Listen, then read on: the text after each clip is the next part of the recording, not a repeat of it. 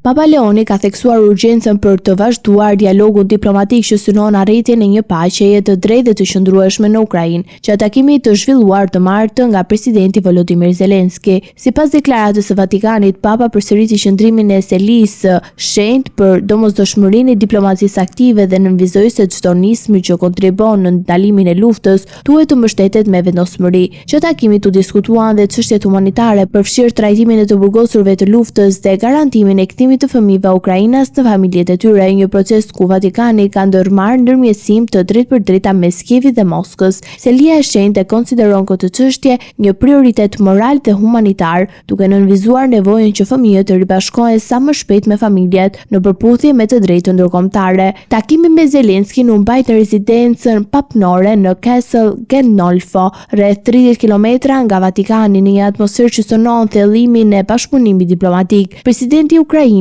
pritet të zhvillojë më vonë gjatë ditës një takim me kryeministren italiane Giorgia Meloni në Rom për të diskutuar mbështetjen e Italisë dhe aleatëve europianë në konfliktin e vazhdueshëm me Rusinë. Vizita e Zelenskit në Itali vjen në një periudhë kur ai, me mbështetjen e partnerëve europian, po përpiqet të balancojë propozimet me një marrëveshje paqeje të mbështetur nga SBA-ja me realitetin në terren dhe pozicionin e Rusisë, e cila në shumë plane shihet si e favorizuar. Përpjekjet diplomatike mbeten intensive, ndërsa komuniteti ndërkombëtar kërkon një zgjidhje që garanton siguri afatgjatë për Ukrainë dhe stabilitetet në rajon.